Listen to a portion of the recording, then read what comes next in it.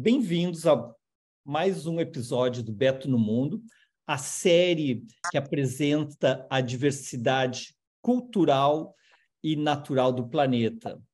Ao longo de 4 anos, né, nós temos apresentado inicialmente semanalmente e agora mensalmente, né, novos destinos, né, fazendo um mergulho na história, na cultura, na arte. Quem não conhece, eu já percorri 150 países e sou ávido por aprender, né? Fiz meu high school nos Estados Unidos, a formação aqui na URGS e vivi um ano na Ásia que foi transformador para mim. Hoje, nós estamos iniciando o 82º episódio do Beto no Mundo, já na 4ª temporada, e muito fresquinho. É a Turquia grega, a parte 1, né, onde a gente já vai apresentar a nossa saída de Samos, na Grécia, atravessando para Kusadás e visitando Mileto, Éfeso, Mileto, outros templos nas proximidades, Éfeso e Nissa. Participação especial de Francisco Marshall, helenista, historiador e arqueólogo clássico, que concebeu e acompanhou o Estúdio Cultur com Trip Travel, Oráculos e Filosofia, proporcionando imersão cultural em cada local, visitando com comentários históricos e arqueológicos, como a gente vê ele aqui animadíssimo em Priene, né, no topo do anfiteatro, né, nos transmitindo todo o seu conhecimento e sua paixão pelo mundo grego. Trip Travel existe desde 1988, né, na área de intercâmbios e viagens, e com um selo virtuoso concedido às melhores agências do planeta, que muito nos honra. Os Grand Tours, né, eles tiveram a concepção do Monsieur Roche, um grande historiador francês, né, que me deixou esse legado, né, de continuar levando vocês pelo mundo, sempre com enfoque na história, na geopolítica e nas artes. Então, ao longo desses 1/4 de século, né, nós fizemos mais de 40 edições de Grand Tours, percorrendo 4/5 do planeta terrestre. Os nossos próximos tours vão desde a Amazônia, que o Ricardo Pigato e outros amigos nos acompanham na semana que vem, né? Depois vamos ter um Petit Tour Olambra, Colômbia, Ilhas Ibéricas, Nepal, Sri Lanka. Então, tantas viagens interessantes pelo Brasil e pelo mundo. E depois o Chico e eu, em uma conversa com Solange e companhia, lançamos o Estúdio Cultur 2024, que vai ser África em Roma, a Roma na África, né? De 11 a 28 de maio, as datas ainda a definir, mas é esse roteiro maravilhoso que a gente chega em Roma, depois vamos para a Argélia, vários sítios arqueológicos na Argélia, e percorremos toda a Tunísia, né, terminando em Cartago, né, que é o grande sítio cartaginês. Esse não é para a Grécia. Esse não é para a Grécia. Não fazemos a Grécia, nessa viagem é a Argélia e a Tunísia, né? Então a influência romana e o legado romano deixado no norte da África. E, com isso, né, terminamos as apresentações da programação de 2024 e voltamos aqui para o que a gente recém acabou de voltar, que é o Estúdio Cultur Oráculos e Filosofia, que o professor Francisco Marshall, que está aqui, concebeu e nós realizamos juntos agora em maio deste ano. Chico, aqui eu coloquei o mapa dos grandes sítios religiosos, né? Que para tu contar um pouco para a gente como é que foi a concepção desse roteiro. Bom, primeiro reitero meu boa noite, minha saudação muito cordial a todos, todas, amigas, amigos.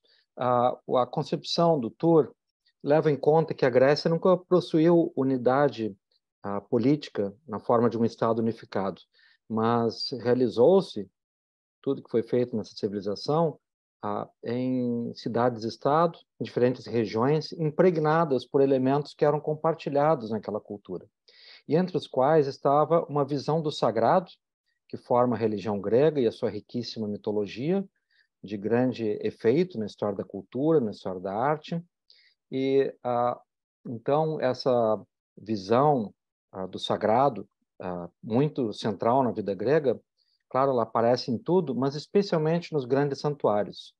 E dos grandes santuários destacam-se os santuários oraculares, porque moviam peregrinações, recebiam favores e investimentos de toda a população por muitos séculos.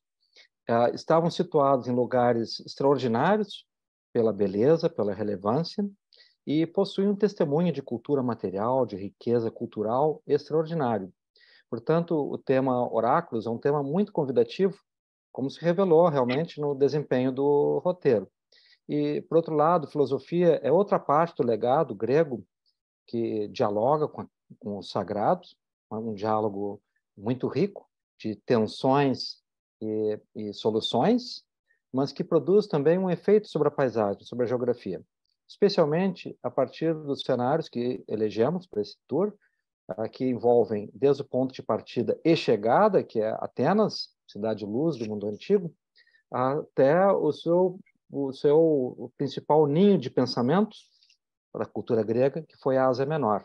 Então, ali as cidades onde floresceram pensadores de vigor extraordinário, que marcaram a história do pensamento, transformaram a história da humanidade com o triunfo do método, do pensamento científico, do pensamento filosófico, de reflexões críticas sobre a cultura, de grande poder emancipatório e que tem fecundado a humanidade ao longo de muitos séculos.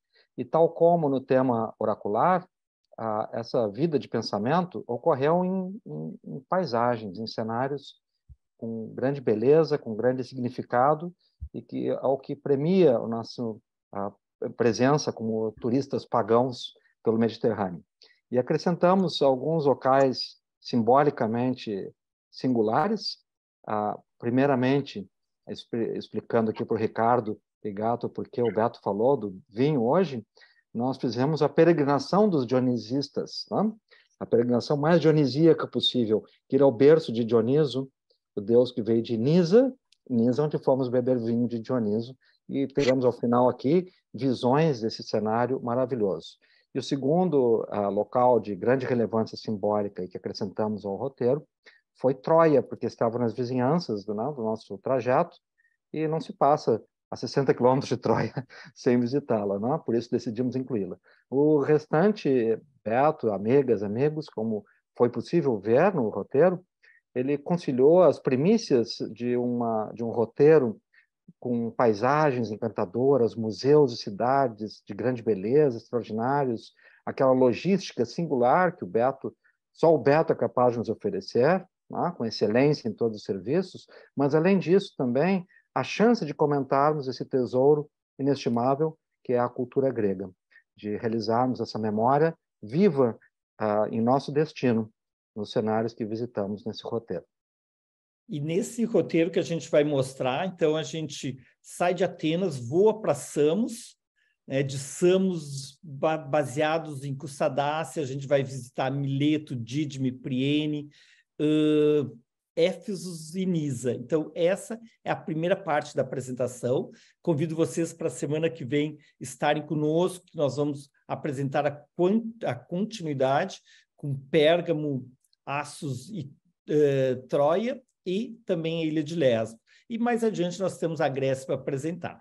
Então, foi uma viagem, um loop em torno do Mar Egeu, pelos sítios dos templos e os locais onde floresceu a luz, né? Eu enxergo melhor sem essa luz.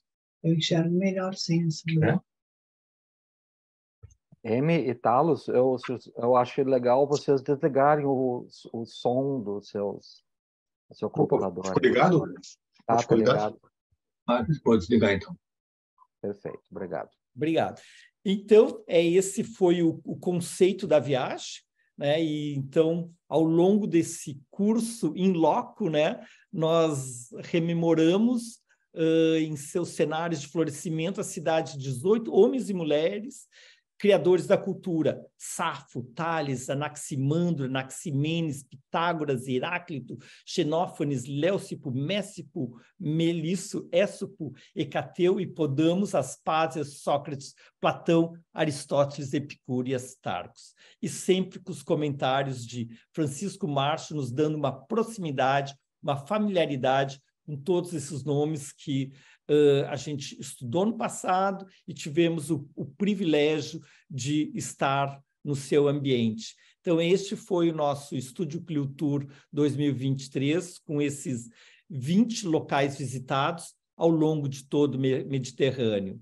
E também eu passo a palavra para o Chico para nos colocar como é que foi essa seleção dos top 18, top 18, né? O primeiro nome nós celebramos na ilha em que viveu Safo, a ilha de Lesbos. Estivemos em Mitilene e visitamos um teatro que está em escavações arqueológicas. Conseguimos uma credencial exclusiva para abrirem o sítio para nós, e ali pudemos, além de conhecer aquele cenário, recitar em performance a memória dos versos da 10ª musa, que foi Safo. E o que fizemos com o Safo, que encabeça essa lista, é o que também animou o restante desse roteiro. Performances de memória e expressão nos cenários que visitávamos, onde, além de tudo, havia também muitos teatros. O próprio teatro é um cenário esplêndido, que possui o seu teor, seu conteúdo, que também foi abordado, comentado, desenvolvido nesse tour.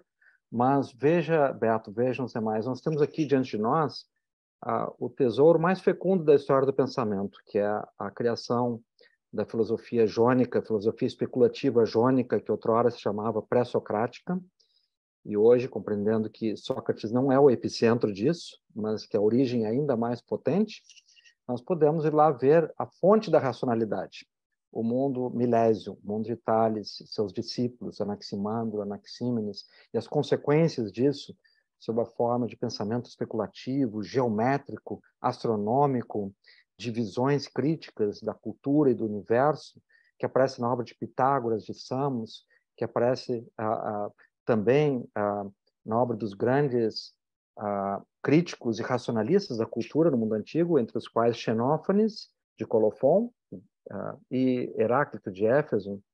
E a impregnação de Tales, ela se expande muito fortemente pela paisagem em torno de Mileto e se realiza... Estamos vendo?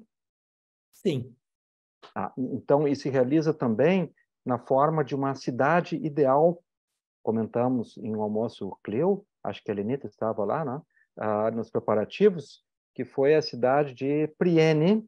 Lá não viveu nenhum grande pensador, mas o pensamento grandioso de Tales lá virou cidade. Então, cada cenário que nós visitamos oferecia a chance de reencontrarmos aquelas palavras tão potentes, muito concisas, muito densas, muito fecundas, e com isso, claro, fazer do tour uma oportunidade para que todos expandam, conquistem condições culturais, conhecimento cultural sobre a Grécia, com uma riqueza muito superior a que se tem em aulas, em livros, em tudo, porque é a paisagem quem nos dá o suporte de vida e memória para isso. Respondendo à pergunta que foi apresentada, não vi quem perguntou, por que tantos de Mileto, não? É o efeito Tales, mas também esse efeito Tales de Mileto decorre de uma condição geográfica, de geografia cultural. O Mileto era um porto muito próspero, fazendo rotas que conectavam o Mediterrâneo Oriental com todo o mar Egeu e ao norte, passando pelo o Bósforo, o Mar Negro.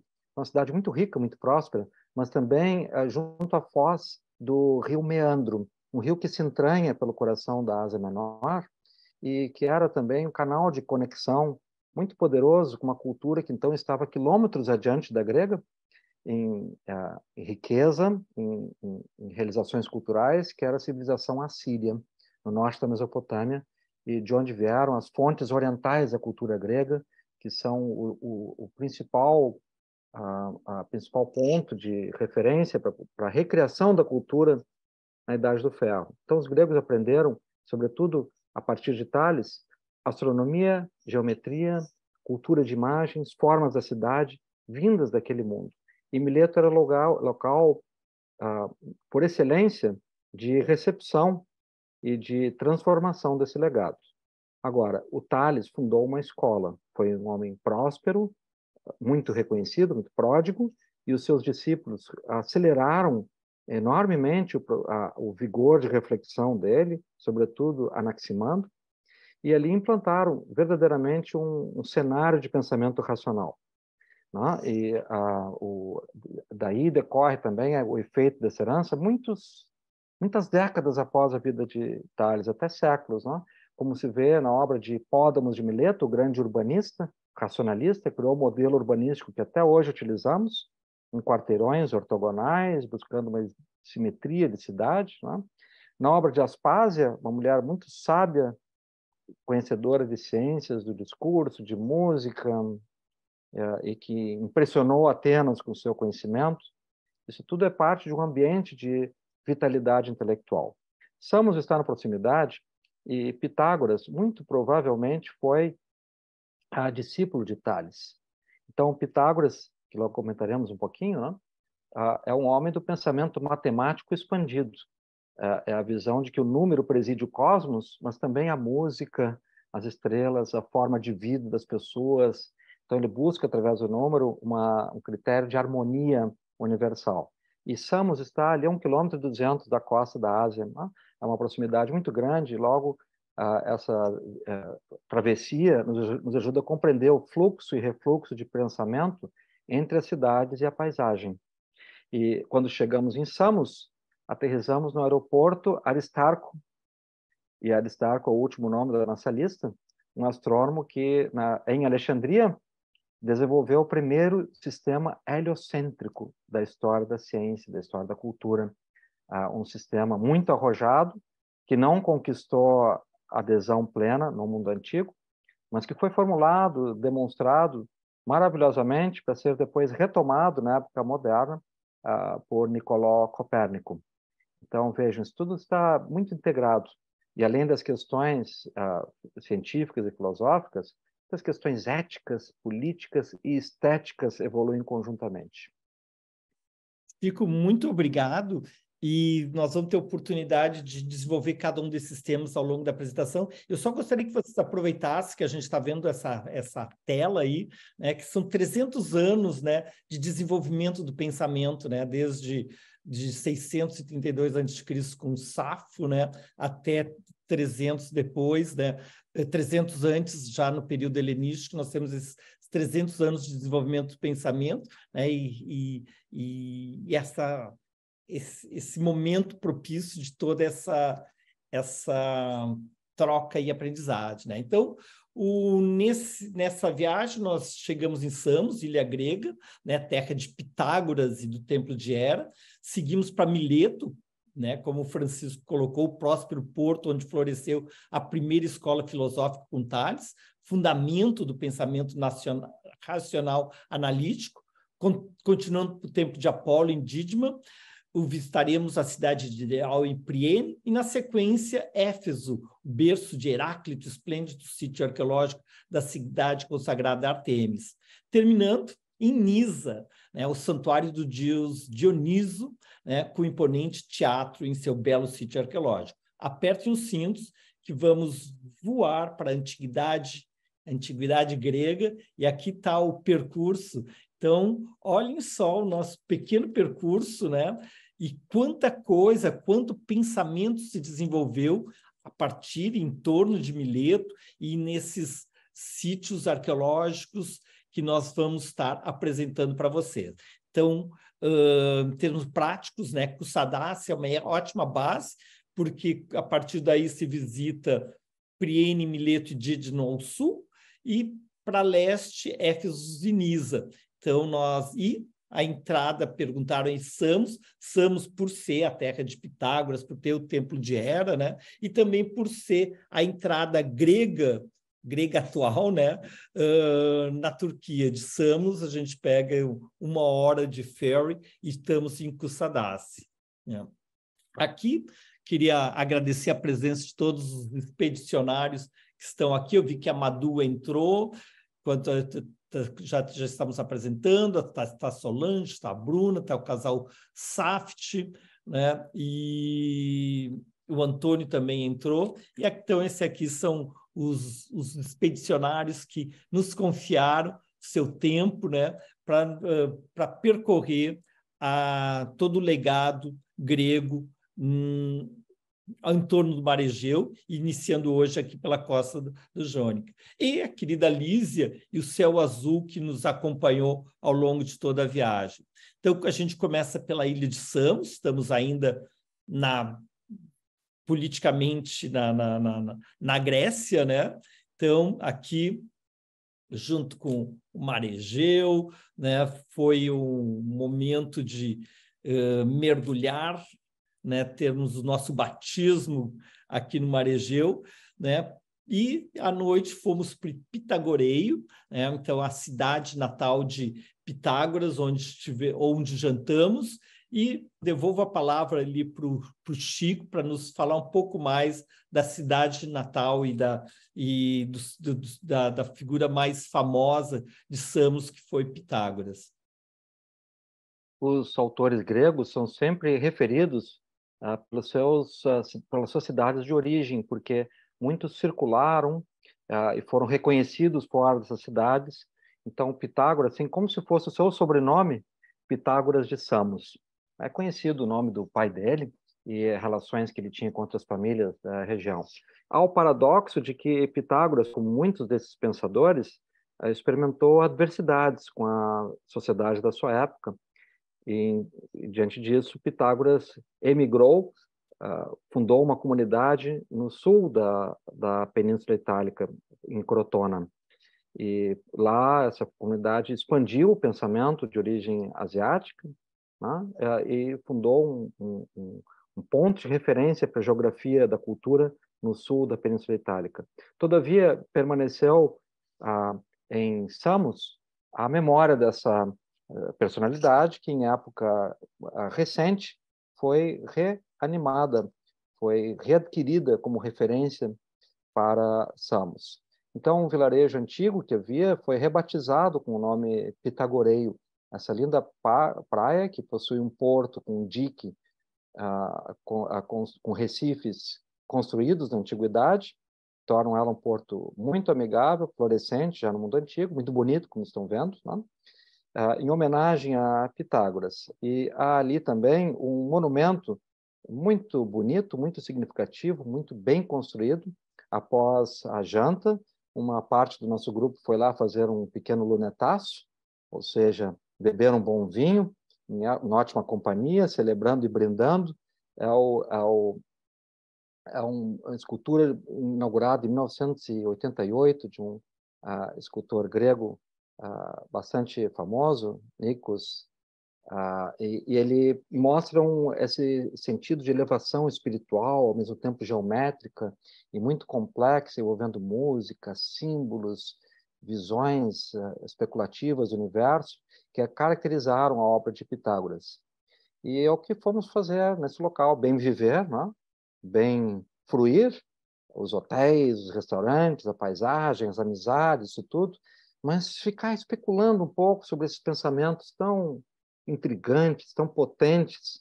E o de Pitágoras, sem dúvida, é o pensamento de um guru, é um pensamento de uma provocação incrível, né? É o homem que conceitualizou a música das esferas, entendendo que as formas matemáticas mais perfeitas são os astros, no seu movimento previsível, regular, ordenado. Então, sendo tão perfeitos, deveriam, pensou Pitágoras, emitir uma música igualmente bela e perfeita, e criou para a história da música um legado de inspirações. Então, Pitágoras é muito mais que o autor do teorema célebre que aprendemos na escola. O teorema é um símbolo, do vigor da matemática, pensar o cosmos como número, mas um número que transforma. E de Pitágoras vem outras revoluções que importam também, o homem que introduziu o vegetarianismo no Mediterrâneo, e também a ideia metempsicótica, a ideia de que há um ciclo de mortes e renascimentos que permite o aperfeiçoamento ético de cada indivíduo, e também um critério evolutivo que une natureza e humanidade e que ele associou ao seu sistema filosófico. Logo, Pitágoras, evidentemente, é um pensador muito complexo, muito rico, e nós fomos lá na terra dele, né, meu caro Beto, beber um vinho embaixo dessa linda estátua.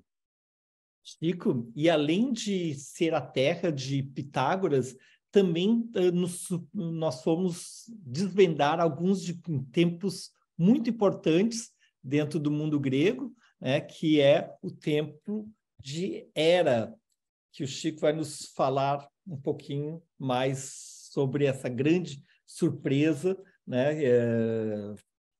numa ilha que eu pessoalmente conhecia tão pouco. A visita a esse santuário foi algo maravilhoso, porque nos colocou diante de um outro tema importantíssimo e que exploramos no ano passado no Estúdio Cleotura Afrodite, que é o poder das divindades femininas, que estão na origem, na raiz do pensamento religioso, das culturas religiosas do mundo antigo, a Grande Mãe, a Mãe Terra. E aqui nesse santuário de Hera, essa ideia da deusa Terra, da deusa Mãe, de uma potência feminina sacralizada, está no grau máximo. Daqui a pouco eu vou pedir para tu voltares um pouco, Beto, para comentar um pouco as imagens. Né? Então, Hera, muitos conhecem pela literatura e pela mitologia como a esposa de Zeus. Né? O nome de Zeus não aparece nesse santuário, apenas o de Hera. Né? Então, a gente já tem uma noção do que é o primado e o poder dessa entidade que aqui é respeitada na sua essência. Ser ela uma expressão na cultura das forças vitais da natureza e da fecundidade.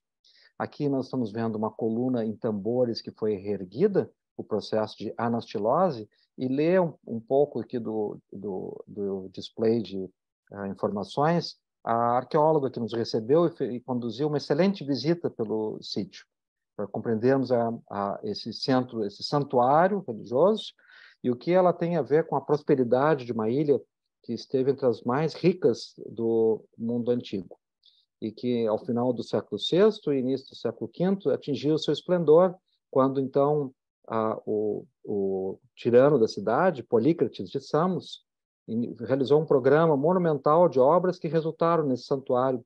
Ali foi construído um dos maiores templos do mundo antigo, maior que um estádio de futebol, né? Com mais de 100 metros de extensão.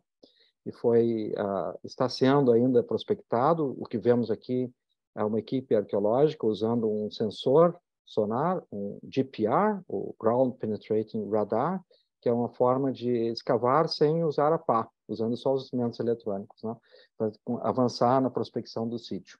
E aí avançamos, Beto, além da beleza do sítio, seus remanescentes, uma paisagem muito rica, numa planície junto a um rio, ali está também a árvore que era central no culto de Hera, que ficava no coração do templo, e pudemos então reunir as damas do nosso tour para elas colocarem-se nesse cenário que era consagrado e vitalizado por essa potência feminina de Hera. Além disso, todo o santuário recebe ornamentos, esculturas, donativos, logo a colheita para a arqueologia e o efeito disso nos museus é algo extraordinário. Do sítio do templo de Hera, no Heraion, nós pudemos, então, seguir imediatamente pela cidade de Vati, significa profunda em grego, porque está diante de águas profundas que favoreceram ali um grande porto. E nós também ali visitamos o museu, uma credencial exclusiva, conseguimos obter para que o museu abrisse exclusivamente para o nosso grupo, e foi uma experiência maravilhosa. Não poderíamos ter prescindido disso, né, meu caro Beto? Porque ali estão tesouros da história da cultura, da história da arte, a começar com a estatuária arcaica, o período formativo da cultura grega entre o século VIII e o final do século VI. onde modelos rígidos, ainda orientalizados, né, predominam. E aqui estão algumas das imagens, na sua maioria imagens femininas, né, que adornavam, aqui no sítio estão em réplicas e no museu estão os originais, que adornavam o pedimento, né, do templo de Hera, que lá estão em réplica. Isso aconteceu com toda a escultura grega ao ar livre, nos anos 70, né? Foram substituídas por réplicas para escaparem da chuva ácida e estão nos museus. E aqui está uma típica imagem de figuras arcaicas, né? Rígida na sua concepção, mas muito rica na expressão. Vejam que essa Coré, uma jovem, que é um tipo clássico, né? Uma moça de grande estatura social, de uma família aristocrática, que exerciam sacerdócios, que tinham relevância na vida da comunidade, veste um manto muito sofisticado e com a mão direita ela ergue uma parte do seu imatium, né? Da sua veste, denunciando que é um movimento coreográfico. É a força do rito. Todas as imagens desses cenários eram coreográficas, rítmicas, pulsantes de um ambiente também onde também a carga musical, aromática e de multissensorialidade era intenso. Então, mesmo sendo uma estátua rígida, estática, há essa marca de uma vitalidade muito grande. E nesse mesmo museu também está um dos maiores kouros, que é o masculino de Coré, né? Que quer dizer jovem, e são figuras típicas da escultura arcaica, também ainda derivadas e relacionadas ao modelo oriental, sobretudo egípcio, né? Muito rígidas, com um célebre sorriso arcaico que as caracteriza. E esse kouros que foi encontrado junto ao Heraion de Samos é um dos maiores jamais descobertos, com 4,87 metros de altura, descoberto em 3 momentos, primeiramente o tronco, depois as pernas, né?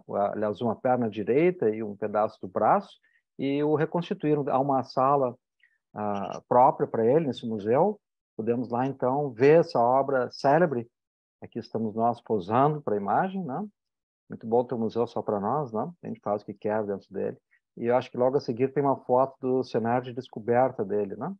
Veja quando descoberta. Depois, em diferentes contextos, conseguiram remontar um pouco mais a estátua, que tem uma inscrição na sua coxa esquerda, que é a consagração de quem financiou e consagrou em público essa obra, né? E o museu tem 2 prédios. No prédio anexo, o prédio mais antigo, há um tesouro arqueológico riquíssimo que inclui artefatos muito, muito raros, como essa estatueta em madeira. Uma região pantanosa, como aquela em que está o Heraion, tá? Em profundidade foi possível, sem oxigênio, preservarem-se madeiras antigas. Depois a recuperação e a conservação e restauro disso são um grande desafio para a museologia. E perguntada a arqueóloga que nos acompanhava, eu sempre pergunto para os guias e para arqueólogos quais suas peças prediletas no acervo. E ela não hesitou em apontar esse ornamento para a cabeça de cavalo, que eu já conhecia, já havia apresentado e comentado nos encontros preparatórios, que tem a curiosidade de ter aqui na sua face, à nossa esquerda, à direita do artefato, uma inscrição em escrita aramaica, aramaico cananeu ou fenício, né? Com o nome fenício, que é Azael, que está escrito bem embaixo aqui. Além de as figuras serem típicas do imaginário feminino do Líbano, da Fenícia, aquelas figuras que vimos muito no estúdio Cleotura Afrodite ano passado, figuras que portam os seios, erguem os seios. Vejo que quem sustenta isso tudo, sobre cabeças de touros, né? É uma figura feminina também em frontalidade muito poderosa. E logo esse artefato mostra, em primeiro lugar, a circulação cultural muito ampla, as transmissões de memórias, de modelos, de culturas variadas que havia no Mediterrâneo, que fez isso aqui viver em Samos, né? A memória da Fenícia. E isso é muito importante para todo o florescimento filosófico e cultural grego dessa época, né? E também essa memória que já vimos lá no mundo de Hera, da condição feminina, da sacralidade feminina realizada em memória cultural. Então, muitas das figuras votivas seguem esse cânon. Essa outra figurinha de madeira daquela riquíssima coleção. Pode passar. Além de estatuária clássica, né? É um museu realmente muito tocante. As nossas visitas sempre incluem a visita ao sítio, ver o principal cenário de cada referência, e complementarmente o museu, que é o que dá sentido a isso tudo, porque ele tem os comportamentos, a vida cotidiana, as simbologias, as relações culturais mais amplas e também formas mais atraentes, mais bonitas, né? Que estão nas obras de arte ali apresentadas. Essa é uma visão do litoral, né, Beto? Isso, daí então do museu a gente caminhou pela cidade de Vat e embarcamos num ferry já turco em direção à outra margem do mar, né? Onde a gente chegou na costa turca em Kuşadası. Então aqui nós fomos Kuşadası tem na sua parte antiga, tem o Caravansaray, que são as estalagens que existiam ao longo da Rota da Seda, né? A cada um dia de trânsito de camelo, né? Tu deveria ter um caravansarai para se abastecer, para abastecer os animais e eventualmente trocas e voltava para o comerciante ou seguir adiante, né? Ou voltava para o seu ponto original. Então, nós temos o Caravansaray de Kuşadası, também lá funcionava como estalagem, e essa foi o nosso Caravansaray. Então, o nosso Caravansaray foi o Carisma Hotel. Manhã livre aqui no Carisma Hotel, em Kuşadası, para desfrutar do extremo oriental do mar Egeu, as belas águas aqui do canto mediterrâneo. E daí, a partir dali, nós começamos nosso trajeto pelo lado turco. Nós tivemos como guia local o Gökalp Kasım, que ele é um armênio, né, etnicamente, em termos de origem étnica religiosa armênia, né, absorvido na cultura turca, né, e que nos acompanhou ao longo desse percurso. Então, olhem só a proximidade de Samos, né, da costa turca, né? Então, quando nós estávamos aqui em Pitagorion, né, a gente via do outro lado a Turquia, né? E aqui nós temos as menores distâncias, que era em torno de 1,5 quilômetro que dividia, que separava os dois lados. E aqui a gente um pequeno comentário de geopolítica. Isso no passado foi fecundo, né? Uma intensidade de trocas culturais que ele se deu, mas hoje o quadro é outro. Samos foi a principal porta de entrada dos imigrantes sírios, né? Que buscando socorro do caos vivido na sua pátria, migraram mais de 1 milhão, 1,5 milhão mais ou menos, né? De sírios que fugiram, e a principal porta de entrada para eles para a Europa era por aqui, porque era possível com embarcações pequenas passar do mundo turco, que está aqui no Monte Micalha, para a Europa, e dali iniciar uma... Então, por isso que a gente viu naquela imagem do porto, muitos barcos de guarda costeira, se tornou um tormento para a Grécia conseguir administrar esse fato recente. Tanto na ilha de Samos quanto na ilha de Lesbos, né, que nós vamos estar visitando no próximo episódio. E respondendo a pergunta ou comentário, né, por que Samos, né, então é por todo esse motivo, e porque Samos se desenvolveu também no passado, porque com essa proximidade, né, o Chico mencionou da construção dos templos de Hera, era uma forma de mostrar o seu poderio, né, frente ao vizinho, né, do outro lado, que era Mileto, né? Então, eram dois grandes portos, né, que se aproveitavam dessa posição geográfica favorável, né, do comércio entre o Oriente e a Ática, né, e a Península Balcânica, né, cruzando aqui nos portos que faziam essa conexão, esse carrefour, né, entre a Ásia Menor e a Europa Oriental, né? Então, aqui nós vamos visitar Mileto, Priene e Dízima. E Priene e Mileto eram portos, então vocês olhem toda essa área verde mais clara, então tudo isso é o assoreamento, né? Então, o mar entrava por todo esse tinha esse fiord enorme, né, de qual Mileto e Priene eram portos, né, e com o assoreamento eles foram se distanciando do mar e por isso também acabaram sendo preservados, porque perderam sua importância comercial e deixou esse legado, né? Então, a partir do século VII, Mileto prosperou durante 1.400 anos, século VII a.C. a século VII depois de Cristo. Depois, né, quando ela perde esse papel, fica, então, não tem construções sucessivas em cima dela, e nós temos esses grandes sítios arqueológicos que o Chico vai estar desvendando com a gente, né? Então, bem-vindos a Mileto. Mileto, que durante 3 séculos floresceu o pensamento, desde Tales até Aspásia, né? Também a ideia um centro cultural de desenvolvimento e difusão do pensamento. Devolvo a palavra para o Chico para nos falar um pouquinho sobre essa localização e essa organização espacial de Mileto.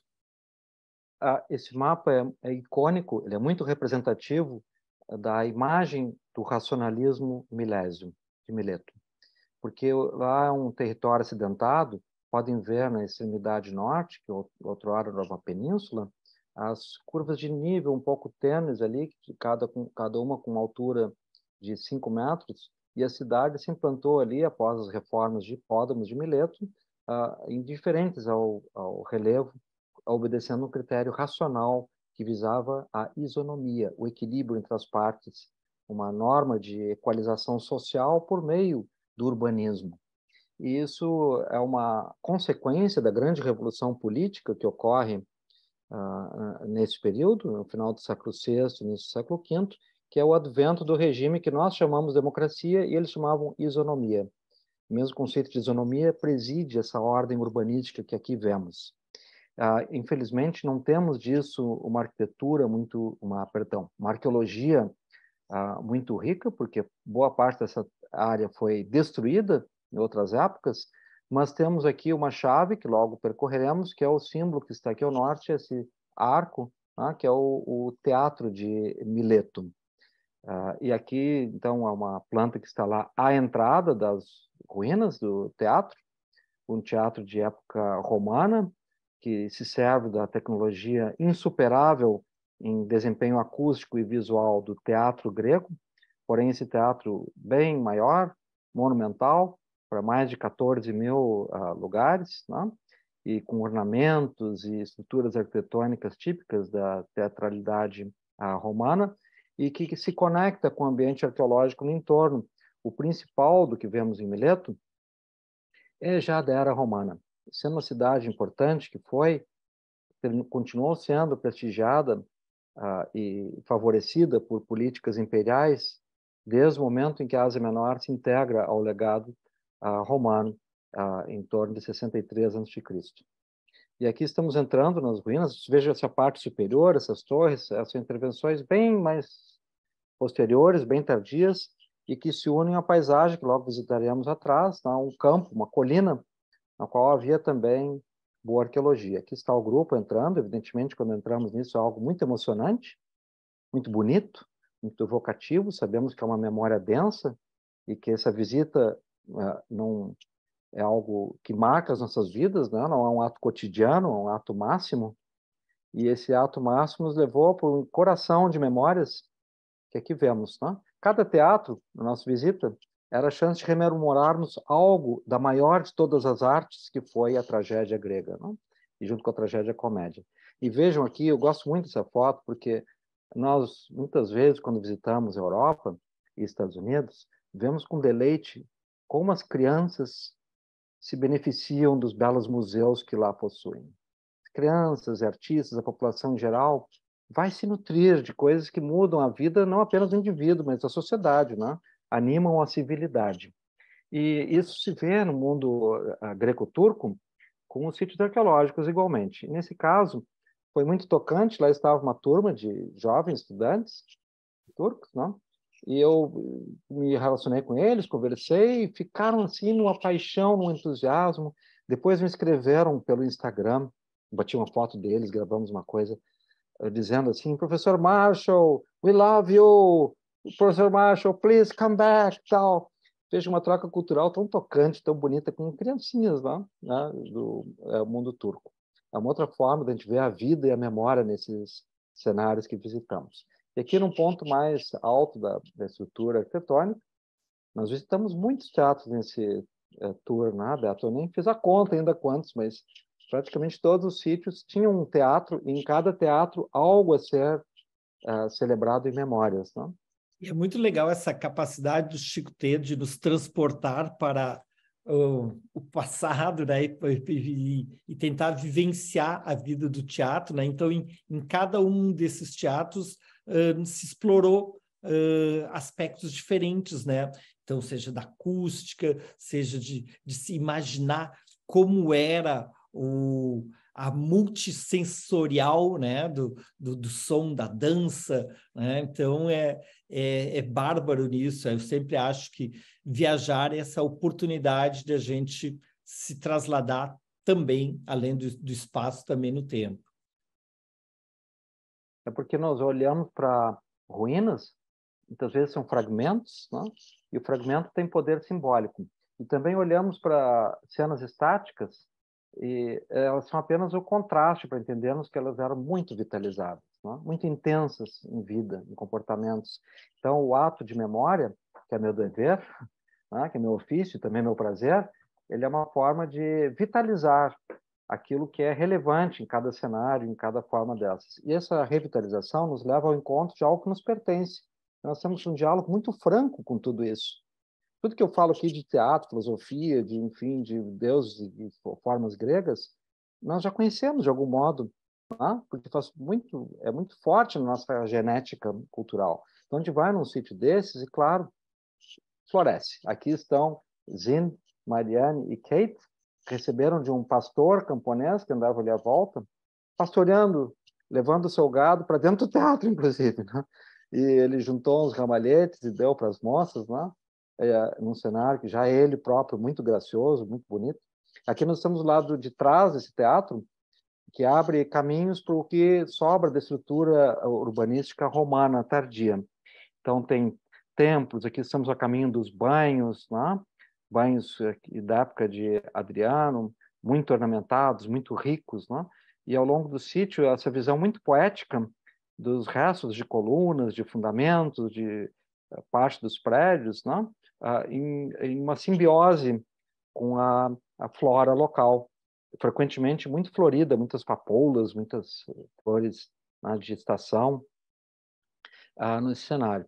E a caminhada ali foi uma caminhada muito agradável, muito leve. Ao final dela, passamos para o museu, né, Beto? Que eu acrescentei algumas imagens do museu logo adiante. Aqui estamos na Ágora de Mileto, já no período romano, quando continuava ou retomava sua posição como um importante ponto comercial entre o Oriente e o Ocidente. Nós estamos nos banhos romanos de Mileto. Mileto, que desde o século, teve seu apogeu no século VI a.C., a grande cidade comercial do Oriente. E aqui estamos já no período romano, 700 anos depois. Enquanto o Beto falava, eu estava explicando o funcionamento dos banhos, no fundo ficou uma aula paralela aqui, né, Beto? Dupla aqui. Então, mas é só para dar uma ideia da importância do sítio, né? E de que como cada uma dessas áreas contribui, né, para a gente entender o desenvolvimento da cidade ao longo desses 1.400 anos. E o Chico nos lembra, né, que além do sítio, depois a gente consolida o conhecimento no museu. Esse museu é muito interessante, bem compacto, bem conciso, mostra as várias eras do sítio e mostra lá também a permanência, a transmissão desse legado de memória da sacralidade feminina. E isso é muito interessante, isso acontece sob a forma de diferentes entidades. Em Samos é Hera, em Éfeso é Ártemis, e isso forma um sistema de representações de potências femininas. Todas elas têm características comuns muito fortes e nomes que variam de região para região. Então, aqui nós temos dentro de uma estrutura que mimetiza um templo, uma figura sacerdotal feminina com um véu, que lhe dá a autoridade, né, um grau de sacralidade. Ela tem em mãos uma oferenda e, novamente, veja como ela move o seu vestido, nos rememorando também que o mundo do mito é o mundo do rito, e o mundo do rito é o mundo da performance. E essa performance envolve cantos, danças, vitalidade. E também, claro, muita magia, efeitos, né? Fetiches, fórmulas mágicas. A sua figura em marfim, encontrada no templo de Mileto. E de Mileto, desculpa, queres que eu volte? Não. De Mileto tinha essa grande estrada cerimonial, né, que levava ao templo de Apolo em Dídima, que a gente vai conhecer agora. Era uma via processional de 26 quilômetros, que era percorrida com um festejo, um cortejo religioso, periodicamente. É bom lembrar que o calendário religioso dos povos antigos era muito intenso, muito intenso. 2/3 dos dias do ano eram consagrados a divindades importantes, heróis, ninfas, deuses, enfim, eventos das suas vidas sagradas, né? Com feriados, festas. E, é claro, então, as peregrinações, as procissões eram uma das partes mais festivas, mais importantes disso tudo. E, sendo de Mileto, ia-se a um grande oráculo, grande santuário oracular, que aqui vemos nessa vista aérea. Eu vou aproveitar e explicar como funcionava esse oráculo. Mas, primeiro, justificando outro ponto importante e muito instigante do nome de Dima, que faz alusão à Aspásia de Mileto. A Aspásia migrou, né? Ela foi para Atenas e lá teve uma vida notável, tornou-se a paixão de Sócrates, mestre de Sócrates, e depois a paixão de Péricles, mestre de Péricles, né? Uma mulher notável, montou uma escola para mulheres, ensinou o maior sábio e o maior líder da Grécia, né? E Platão rememora isso no Banquete, quando Sócrates fala sobre o discurso sobre o amor. Ele diz: eu nada sei, tudo que eu sei eu aprendi com uma sacerdotisa, que é Diotima. E como em outro diálogo ele diz a mesma frase para dizer que ele aprendeu a discursar com Aspásia, ficou fácil para os platonistas reconhecer que ele fez um jogo de palavras com uma figura que não existe na história, em lugar nenhum, que é a Diotima, referida por Sócrates, e Didima, o berço de Aspásia, essa mulher tão importante em Atenas. Então, ir a Didima é também reencontrar um pouco da memória dessa mulher tão notável que foi Aspásia de Mileto, possivelmente do entorno de Didima. Mas também ali a esse oráculo de Apolo, nós vimos que os oráculos têm funcionamentos, não? Tem metodologias diferentes entre eles, e aqui nós temos um dos oráculos de águas, oráculos com a hidromancia.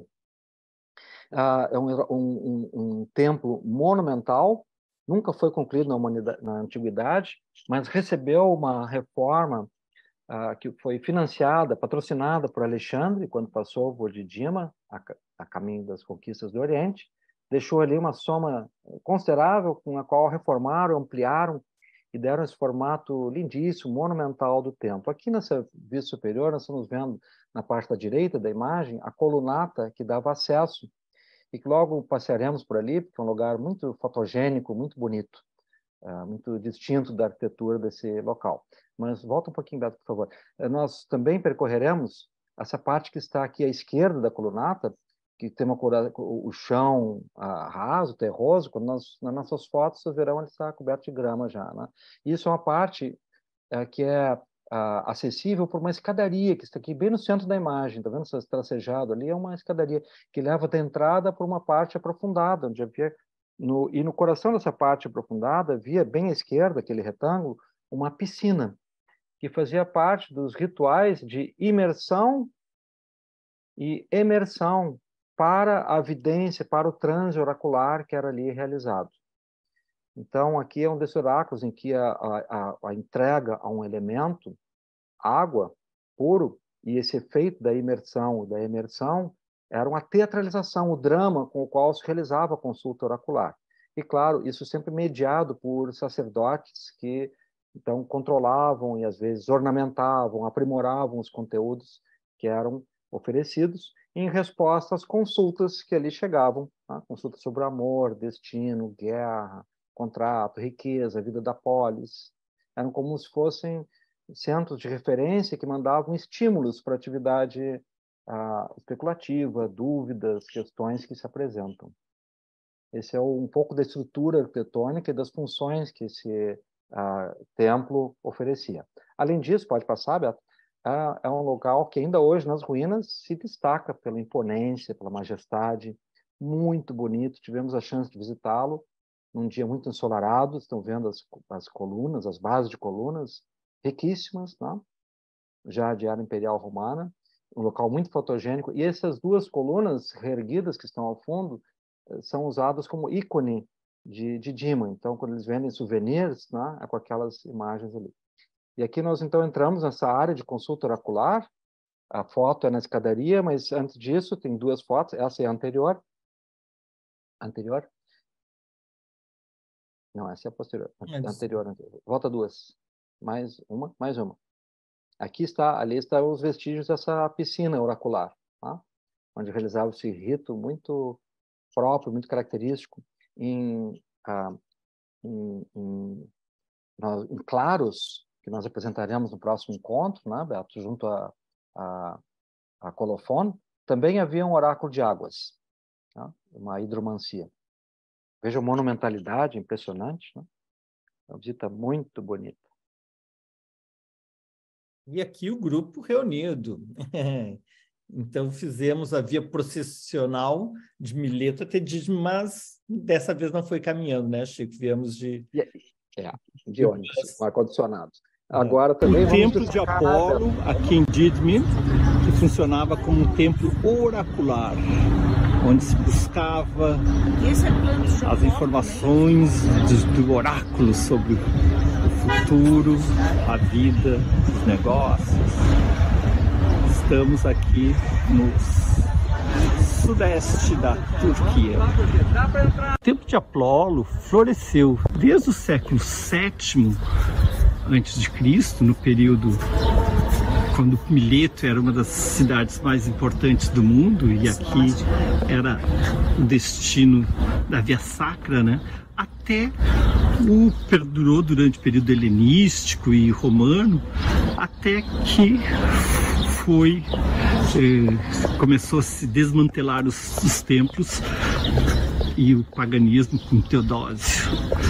Então, são 1000 anos aqui de templo dedicado a Apolo, onde vinha o grande oráculo. É sempre bom lembrar que a cultura greco-romana, o paganismo antigo, não morreu de morte morrida, morreu de morte matada. Essa morte foi decidida no Império Romano no século IV. Tem início com as políticas de Constantino e seus filhos, mas atingem o seu grau mais violento de iconoclastia, de destruição, com os editos de Teodósio I. No edito de Tessalônica, em 391, ele torna o cristianismo religião oficial do Império Romano e financia e coordena a destruição dos templos antigos, inclusive fechando o Olímpia e o seu santuário com jogos, Delfos e o seu santuário oracular, saqueando esses lugares, né? Levando para Constantinopla esses acervos, né? E proibindo, interditando completamente essas culturas, essas tradições. Isso atingiu boa parte do mundo que nós vemos. Sobreviveram aqueles que conseguiram transformar-se em basílicas, né? Em locais de culto, de devoção cristã. Então, há essa patrimônio sobrevivente, né? O restante virou ruínas, como essa que vemos aqui, né? Essas colunas que estão vendo aqui à frente, é clara a remontagem, ela foi reerguida, processo de anastilose, para saciar a nossa curiosidade, a nossa vontade de imagem, né? Contemporânea, mas o restante foi simplesmente destruído, destroçado. Eu ia fazer uma nota, Beto, quando tu mostraste a imagem do nosso grupo, destacando que grupo, né? Que grupo maravilhoso que juntou-se para essa viagem. Senhoras e senhores, imaginem um grupo viajando por 19 dias, 27 pessoas, a maior parte não se conheciam previamente, né? Alguns sim, mas na sua maioria não. E para ver florescer entre esse grupo novas amizades, encantamento, nenhum litígio, só harmonia, pontualidade, cordialidade. Foi uma realização de encontro de destinos maravilhosa. E para todos nós que participamos, isso é muito mais importante do que ver esses cenários todos, não? Porque é o mundo que vivemos, os corações e mentes que levamos conosco, e com esse grupo, uma memória inesquecível de um convívio muito maravilhoso que aconteceu aqui. Isso tudo, claro, é possível porque nós temos a nosso favor a segurança, a confiança que temos na logística de Beto Cote, né? A gente sabe que tudo estará amarradinho, perfeito, que os hotéis serão maravilhosos, que o transporte é perfeito, que ele está cuidando do que cada um comerá, né? Vendo as especificidades de dietas, com gosto, com prazer de fazer isso, né? Sem sofrimento, só com prazer. Então, assim, é uma viagem de cordialidade, né? De encanto, de harmonia, e essa muito acima de qualquer padrão imaginável. O templo de... Muito legal esses comentários, que é muito, muito real, é isso que a gente gosta. E antes de sair de... aqui eu acho que tu vai querer comentar essa imagem, por favor. Bom, uma figura híbrida alada e que tem nas suas como pernas a imagem de cornucópias. Então, as figuras míticas sempre são assim fantásticas e desafiam a interpretação, associam vários elementos, né? Não conhecemos todos os mitos que produziram as imagens, porque há um mundo de imagens que, por vezes, é independente da literatura. Um mundo de artistas, de pintores, né? Gente que aprende o seu ofício e vive dele e ouve falar de mitos.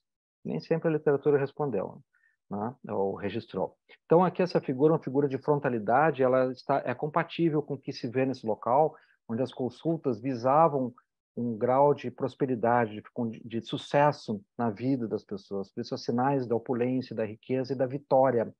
A figura alada, no imaginário antigo, é predominantemente Nike para os gregos, Victoria para os romanos. Então, quando nós vemos uma figura alada feminina, num mundo que não tem anjos nem anjas, né?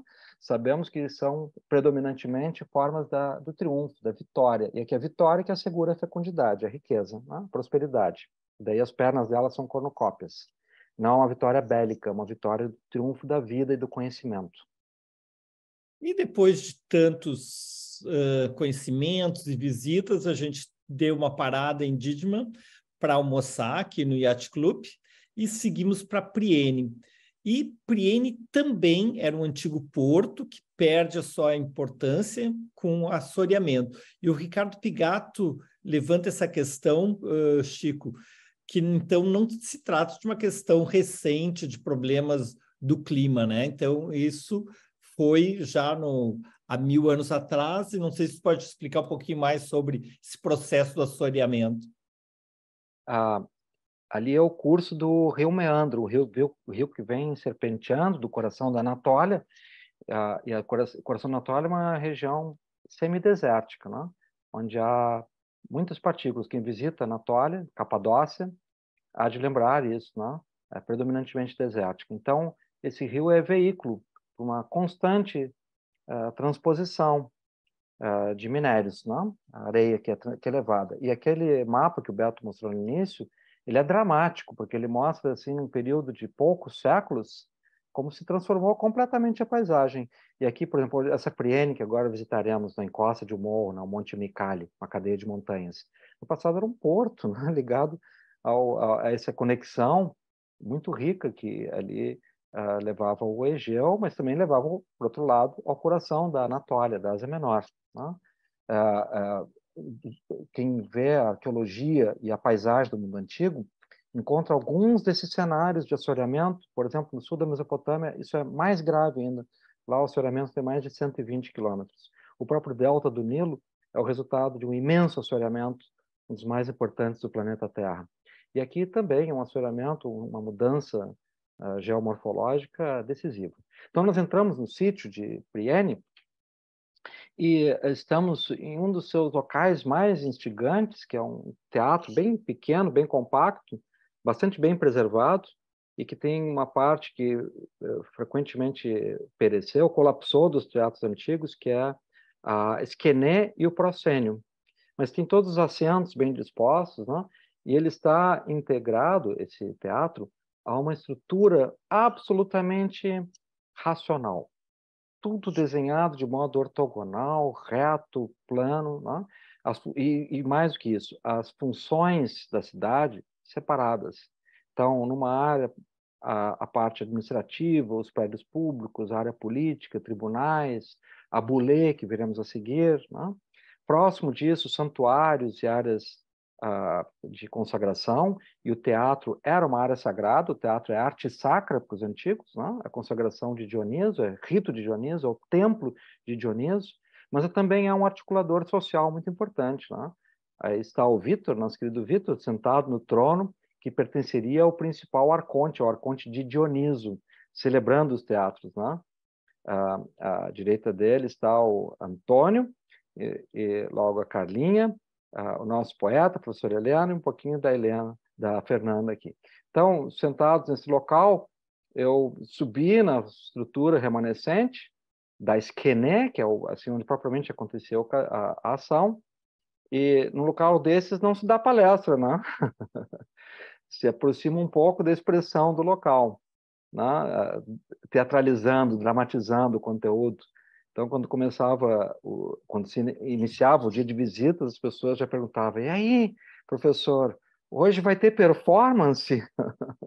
Mas quem decide se vai ter performance é a paisagem, é o cenário que a gente vai visitar, né? Não vamos fazer performance dentro do museu. Mas aqui, sim. Então, foi ocasião para, como fiz em vários outros teatros, em cada um deles apresentar algum aspecto dessa arte que eu considero a mais importante da história da humanidade, o teatro grego. Música, filosofia, coreografia, versos, visão do sagrado, crítica da cidade, análise do amor, da condição humana, do trabalho, do estrangeiro, tudo é examinado dramaticamente. E uma parte grave, a tragédia, faz ver, enfim, temas assombrosos, e outra parte lúdica e feliz, né? Irônica, cáustica, caricatural, realizada pela comédia. E nisso um conjunto expressivo que a história da arte moderna procura recriar com a ópera e depois com o cinema, mas não consegue chegar perto do que foi o teatro antigo, né? E aí o Beto gentilmente me alcançou uma garrafinha d'água durante a performance, né? Eu acho que a Mariane gravou isso. Felizmente, uma participante da nossa expedição, nossa querida Mariane, cedo se avivou, né, para o registro e fez gravações que foram compartilhadas com o grupo, editadas. Então, aqui vocês estão vendo, nós estamos dentro de estruturas arquitetônicas que estão ao lado do Buleauterium, todas elas ortogonais, geométricas. Então, a gente se sente como se entrasse numa cidade planejada que, de fato, foi.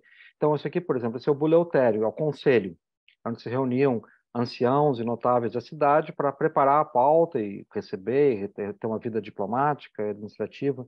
Normalmente, esse prédio, como vimos em outros locais, Beto, isso aqui são locais que imitam o formato do teatro, ou seja, em formato de arco, né? Para favorecer a visão e a audição, com as virtudes do teatro. Aqui, singularmente, ele é ortogonal, obedecendo ao princípio espacial que rege essa cidade racional. Então, por isso ele tem esse formato quadrado muito único na arquitetura dos buleautérios. Bulé, em grego, quer dizer vontade, desejo. Então, também significa o conselho. Isso aqui no Teatro de Priene, uma das cidades da Liga Jônica, aqui, próximo de Mileto. E chegando, né? Então a gente passou pelo anfiteatro, passando pelo Bule e chegamos aqui no templo. Se em Dídime nós tínhamos o templo de Apolo, que templo temos dedicado a que deus aqui em Priene? Esse é um templo de Pallas Athena, Minerva dos romanos. Também houve ali anastilose. Essa palavra assim, junta duas palavras. Aná é o prefixo grego, quer dizer para cima. Estilos é coluna. Então, coluna para cima é reerguer colunas. Tá? Então, há no seu entorno, ainda sem serem reerguidas, muitas partes das colunas, tambores de colunas muito pesados, monumentais. A equipe expedicionária brasileira até especulou se não poderiam nós presidirmos um restauro desse tão lindo. E atrás está o monte, uma parte da cadeia de montanhas, os Montes Micali. No passado, a cidade mais antiga de época micênica era na Acrópole, lá em cima, e em época helenística essa cidade se aproxima do porto. Então construíram ali, enfim, uma cidade perfeita, completa, né? Já no século IV, no início do século IV. E na sua extremidade sul está o Templo de Pallas Athena, que é um local belíssimo, que foi eleito por nós como cenário de um dos mais belos lunetaços que realizamos. E aí estamos nós, eu e Beto, os demais, ao poente, né? Ao entardecer, veja a luz da verdade, né? Essa luz linda do entardecer. E nós, aqui à direita, estão as garrafinhas lindas que abrimos com a nossa luneta de Bach. Está aqui, ó. Mas infelizmente estou sem vinho hoje, mas a minha luneta está aqui. Para quem não conhece, esse é o nosso equipamento fundamental de viagem, um estojo de pelica finíssimo, muito leve, e dentro dele vai uma taça de cristal, que é o nosso instrumento de celebração. Escolhemos os melhores vinhos, geralmente com design de vinhos, né, conforme a paisagem e a cultura, e nos momentos culminantes da nossa trajetória, que são também culminantes das nossas vidas, brindamos, celebramos, como aqui ao sol poente, diante de nós, essa vasta planície, hoje resultante do assoreamento do meandro, e nós, ao entardecer, pura felicidade, pura felicidade, congraçamento, alegria, um sentimento de que realizamos uma parte importante do destino, com felicidade. E bebendo. As fotos falam por si só, né? É isso aí. Evidentemente, tem que ser vinhos excelentes, tá? Mas então, como é só para degustação, nós nos cotizamos, é muito fácil financiar uma seleção extraordinária de vinhos, sempre vinhos locais, temos essa relação com a cultura, com a paisagem, né? Vejo aqui os tambores de coluna e diante dos nossos olhos estava essa planície ao poente. Estamos aqui aos pés do templo de Atena, em Priene, brindando ao deus Dioniso. E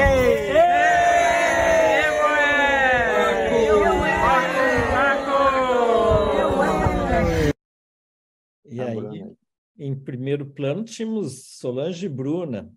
E tudo isso a gente fez em um dia. É incrível quando bem aproveitado e bem programado, quando se pode fazer. Então, a gente acordou com Kuxadás, fizemos Mileto, Didme, Priene e voltamos para Kuxadás, para no dia seguinte, revitalizados, com um jantar e um bom sono, continuar desvendando o mundo grego, greco-romano, né, nessa região.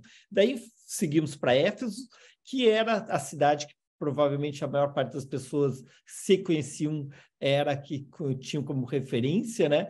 E ao longo desses dias a gente explorou todo este entorno. Então, aqui temos a Nike, a deusa Vitória dos gregos, né? Nos dando as boas-vindas para o sítio arqueológico impressionante de Éfeso. E começando pelo... Aqui não era um teatro, isso aqui é um Odeon, né? Aquela Nike, volta ali, Beto, ela é também um ícone consagrado em souvenirs, na identidade do sítio, né? Ela porta uma palma e uma guirlanda. Avança, né? Veja que é um avanço de projeção, que é característico da Vitória, que muitas vezes era colocada na proa de navios, como temos aqui em Porto Alegre no Monumento aos Açorianos, que é a genial reinterpretação da Vitória pelo Carlos Tênis, nosso escultor, que criou essa obra-prima de Porto Alegre com a imagem de Nike, da Victória dos Romanos. E essa imagem está lá recolocada, remontada, na principal via de um dos sítios mais visitados de toda a arqueologia do Mediterrâneo, portanto, sempre muito cheio de gente, né? Disputando espaço, que é o sítio de Éfeso. Esse sítio é notável especialmente por duas referências de apogeu. Primeiro, para o nosso caso, o pensador Heráclito de Éfeso, né? Um homem de mente arguta, profundamente irônico, e que pensa um mundo em transformação, em dinâmica. Né? Nos mesmos rios entramos e não entramos, somos e não somos. Então, pensa que há um fluxo e que não há uma identidade estática, perpétua, inamovível, e esse cosmos em transformação, em movimento, pode ser interpretado. Então, esse mesmo Heráclito é o homem que consagra e transforma o conceito de logos, que significava antigamente narrativa, fala, ou a estatura de quem fala, né? Pensamento de quem fala, e a partir de Heráclito, logos passa a significar o elemento racional, inteligível, ordenado, em fluxo, que é o que dá sentido para a natureza, para o cosmos, para a sociedade, para a condição humana. Então, esse é o mundo de Heráclito, é uma das referências, não, importantes para serem rememoradas em Éfeso, e ele declara que quando concluiu o seu livrinho de aforismas, né, frases compactas, muito poderosas, ele o depositou no templo de Ártemis, que lá havia. Esse templo foi uma das 7 maravilhas do mundo antigo. Um templo monumental e da principal divindade de toda a região, e essa divindade aparece também em vários aspectos da cultura material, que veremos ao final, especialmente as estátuas de Ártemis, que estão no Museu de Éfeso, né? Então, essas duas referências dão identidade ao sítio, que em era imperial romana se tornou um predileto, e logo recebeu muitos prédios muito ornamentados, muito ricos, né? Os imperadores disputavam quem fazia as melhores oferendas, né? E faz essa visita, uma visita muito encantadora, pode ir passando, Beto. Há diante daquele prédio que vimos ali há pouco, há uma Pompeia da Ásia Menor, que é o quarteirão habitacional de Éfeso, onde 6 vilae, plural de vila, foram descobertas, e hoje há uma estrutura de visitação de altíssima tecnologia, onde é possível ver o interior dessas residências, sua pintura mural riquíssima, seus mosaicos, e como ali se realizou o ideal romano de vida. E isso é o que veremos também ano que vem, Beato e demais. Lembrem, estamos aqui na Ásia, não? Falando de Roma. Então, há um processo que inicia no mundo antigo e depois atingirá as Américas, nós somos frutos disso, né? De romanização da paisagem, dos comportamentos, da cultura, do espaço, né? E uma das formas de romanização é o modo de viver, as habitações, as vilas, como essas que vemos aqui, e com vários elementos similares ao que podemos ver em Pompeia. Aqui estilos da pintura romana, por exemplo, né? Das decorações em mosaicos, os implúvios, as galerias, né? No coração da Ásia, né? Coração não, na borda da Ásia, melhor dizendo, né? E arcos, colunatas. É um sítio efetivamente monumental. Compreendo que o Ricardo diga que lhe marcou tanto essa visita, porque ele é muito generoso para os sentidos. Muito generoso, muito atrativo. Por outro lado... Esse nick era um cartão postal, né? Um símbolo de Éfeso, né? Então, agora a gente vai chegar à biblioteca. Biblioteca de Kelso, que era também um cônsul, uma figura muito rica da era imperial romano, mais ou menos contemporâneo de Adriano, e que construiu essa biblioteca para a sua imortalização. Então, há na frente figuras do conhecimento, da ciência, da sabedoria, que são aquelas figuras que estão ali nos nichos, né? E lá dentro havia depósito de livros, né? É importante, isso é de uma época em que os poderosos rivalizavam em quem fazia a melhor biblioteca, e muito próximas estão essa de Kelso, aqui, Episteme Kelso, a ciência de Celso, né? E muito próximo disso está a biblioteca, que visitaremos no próximo capítulo, de Pérgamo. E eram bibliotecas que tinham essa imagem pública de imponência, mas também de propaganda, de memorização dos mecenas. Então, o Celso foi sepultado dentro dessa biblioteca, o que era muito inusual para a cultura romana. onde havia um tabu de que os sepultamentos tinham que ocorrer fora da cidade, né? No caso dele, é um sepultamento de tipo heróico. É um dos prédios mais significativos da arquitetura antiga. E, admirando esse prédio, nós temos Madu, Solange, Bruna e Bia. Que beleza, né? Aí Éfeso teve uma razão de ser, né? É isso aí. Daí nós vamos seguir aí pela via principal, indo para o próximo ponto de atração de Éfeso, né? Que é o seu grande teatro. Estamos aqui no Teatro de Éfeso, uma cidade construída no período por um dos generais de Alexandre o Grande, depois ampliada na forma que vemos no período romano. Vai haver um assoreamento do rio que trazia esse porto, um dos mais importantes portos do Mediterrâneo, e ela acaba perdendo sua importância e resgatada, então, mais recentemente, com toda essa imponência da antiguidade. Então, o Chico tinha perguntado quantos teatros a gente visitou, não sei, mas só hoje, só nessa apresentação já é o terceiro, né? Esse é um dos maiores, né? Talvez seja o maior que conhecemos, né? Com cerca de 19 mil assentos. É muito impressionante. E ali, novamente, as escolas, né? Tendo essa viagem na história e na arqueologia em loco, né, que nos marca tanto, né, para nós adultos já vira marcos na nossa história, né, de vida, imagina para as crianças, né, é fundamental.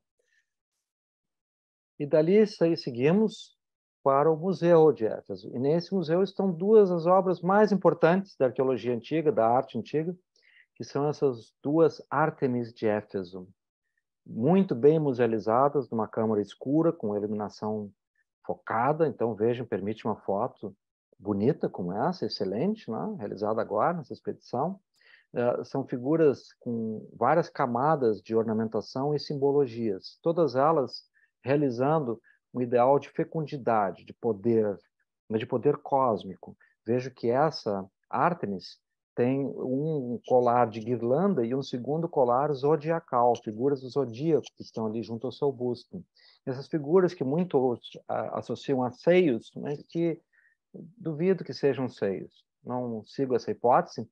E quando os escultores antigos sabiam muito bem fazer seios, né? Desde a Afrodite de Cnidos, no século IV, o nu feminino, o afrodisíaco, incluindo os seios, são uma excelência, são uma realização artística fundamental e máxima, e não é muito diferente do que temos aqui. Então, o que temos aqui lembra muito mais sementes, gomos, uma ideia assim de frutos da natureza, né? Que são parte do poder de uma deusa das seivas, da floresta e logo da vitalidade, que é o caso de Ártemis, né? Como caçadora, ajuda a proteger as colheitas. Veja aqui, é possível ver embaixo do colar de guirlanda um segundo feixe com figuras, ali um Sagitário, né, meu signo, logo a seguir um Capricórnio, né? Então, isso tudo está significando que é uma potência cósmica. Claro, aqui não teremos cronograma para isso, mas isso permite uma longa narrativa sobre o que significam cada um desses ornamentos, esses símbolos, que são representações potencializadas do meio natural e cultural em que Ártemis era a grande potência. Então é muito rico a gente ir ao templo de Éfeso e depois ver a potência, né, essa deusa Éfeso, aqui numa escultura já da época imperial romana, de estilo arcaizante. Obra-prima, né? E de Éfeso, nós almoçamos no restaurante de Artemis, né? E seguimos até Nisa, que foi reinaugurada ou reaberta ao público, né? Quando muito próximo da nossa ida, né? Então, bem-vindos a Nisa e mais um teatro fantástico num cenário maravilhoso que o Chico colocou no roteiro, insistiu, não, a gente vai sair um pouquinho da rota, mas é fundamental, né? E para mim foi assim um super presente. Obrigado, Chico. Foi, porque, em primeiro lugar, Beto, ninguém vai lá, só nós, né? Os malucos, né? Atrás do tesouro puro da arqueologia, fizemos esse roteiro e chegamos a esse cenário, e que, como disse o Beto, recentemente concluiu-se um longo restauro, né? E nós somos uma das primeiras visitas a chegar a esse sítio. Essa restauração é um fato novo. E encontramos ali duas coisas. Em primeiro lugar, o santuário de Dioniso. E aqui está a etimologia a nosso favor. Dioniso é o deus que veio de Nisa, onde estamos nessa imagem aqui. Então, isso é uma origem, uma etimologia muito antiga do nome de Dioniso. Na sua fonte, ela significava que ele vem do Oriente, vem de algum lugar distante, de algumas montanhas, mas era uma geografia fantástica, imaginária. Não havia, à época de Homero, na época arcaica, uma Nisa localizada no mapa. Então havia uma disputa, várias que queriam ser Nisa e tal.